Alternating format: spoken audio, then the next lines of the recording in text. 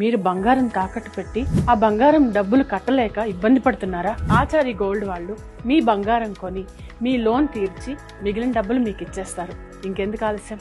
Achari gold ఈ నెంబర్స్కి call చేయండి.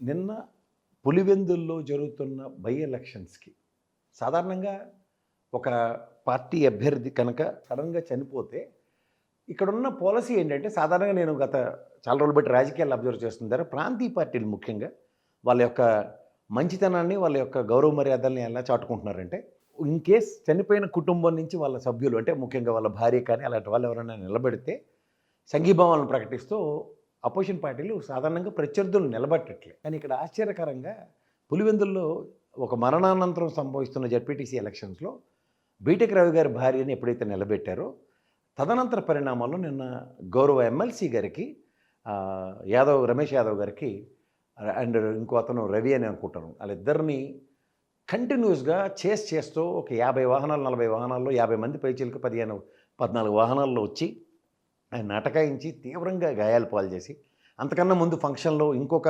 వైఎస్ఆర్సీపీ శ్రేణుల్ని తీవ్రంగా గాయపరిచిన తర్వాత పులివెందుల యొక్క గొప్పతనం నిన్న 2 విధాలుగా చాటింపబడింది. ఒకటి, రమేష్ యాదవ్ గారిని ఎదుర్కొని వాళ్ళు 10 వాహనాల్లో వచ్చి 50 మంది అటాక్ చేస్తున్న దగ్గర గ్రామ ప్రజలు రియాక్ట్ అయ్యి రమేష్ యాదవ్ గారిని కాపాడిన ఉదంతం.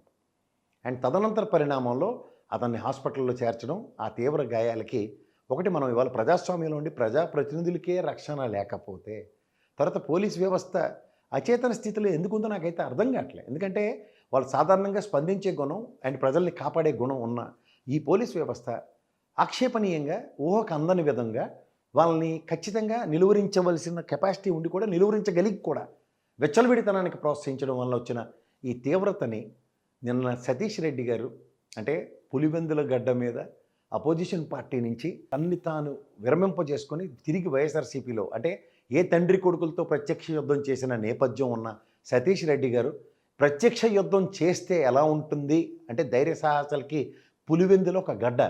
అది జగన్మోహన్ రెడ్డి గారు, రాజశేఖర రెడ్డి గారితో పాటు సతీష్ రెడ్డి గారు కూడా ప్రత్యక్ష యుద్ధం చేసే నేపథ్యం ఉన్నవాళ్ళు మాత్రమే పులివెందుల్లో ఉంటారని నిలువెత్తు నిదర్శనంగా నేను డిఎస్పీ గారిని అతనితో చేసిన ఆర్గ్యుమెంటు ఇవాళ ఆజన్మాంతం కూడా పులివెందుల ఔన్నత్యాన్ని పరిరక్షణ అనే నేపథ్యంలో కనీసం చరిత్రలో గ్యారంటీగా నిలబడి ఉంటాడు సతీష్ రెడ్డి గారు. గ్యారంటీగా అతని మీద ఒక తీవ్ర చర్చనీయాంశం అవుతుంది. ఎందుకంటే ఒక డిఫరెంట్ వైబ్రేషన్స్తో ఎన్నాళ్ళు కూడా తనకు సంబంధించిన తన వాళ్ళకి అనుకున్న వాళ్ళు ఎవరికైనా సరే ఈ విధంగా పొరపచ్చలు వచ్చినప్పుడు సతీష్ రెడ్డి గారు ఒక నిలువెత్తు మనిషిగా, నియోజకవర్గ పరంగా పులివెందుల బిడ్డగా ఏ విధంగా నిలబడ్డాడు అన్నదానికి ఇన్నాళ్ళు తెలుగుదేశం ఆయనలో అతను ఎవరో 190 మందికి తెలియకపోవచ్చు. కానీ ఇవాళ వైఎస్ఆర్సీపీ పరంగా ఇవాళ తెలుగుదేశం వాళ్ళకు కూడా గుండెల్లో గుబేలు అనిపించే పరిస్థితి క్రియేట్ చేసిన సతీష్ రెడ్డి గారికి పులివెందుల ప్రజలు, అలాగే జగన్మోహన్ రెడ్డి గారు అండ్ రాజశేఖర రెడ్డి గారు ఖచ్చితంగా ఆశీర్వాదాలు ఉంటాయని మాత్రం నేను చెప్పగలను. ఎందుకంటే రాబోయే రోజుల్లో తను నియోజకవర్గంలో ఒక ముఖ్యమంత్రి స్థాయిలో 24/7 ఆయన ఉండకపోవచ్చు.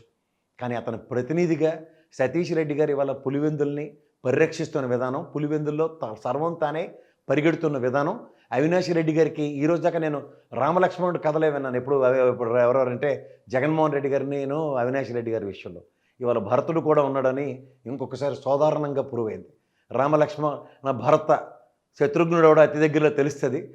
వీటితో పాటు పులివెందుల నుంచి కడప అండ్ ఎంటైర్ రాయలసీమ, చిత్తూరు యొక్క వైబ్రేషన్స్ గ్యారంటీగా మారుతాయని మాత్రం నెక్స్ట్ ఎలక్షన్స్కి సర్వం తానే సర్వం సిద్ధం సభల్లో జగన్మోహన్ రెడ్డి గారి వైబ్రేషన్స్ ఖచ్చితంగా ఎంటైర్ వైఎస్ఆర్సీపీకి ఆశీర్వాదంలాగా, లక్ష్మణ భరతులకి ఒక ఆశీర్వాదంలాగా ఒక తన ప్రజెన్స్ని డెఫినెట్గా ప్రూవ్ చేసుకోవడానికి ఒక గోల్డెన్ ఆపర్చునిటీ అన్నట్టుగా సతీష్ రెడ్డి గారి ఎస్టర్డేస్ ప్రస్థానం చరిత్రలో అలా నిలిచిపోతుంది.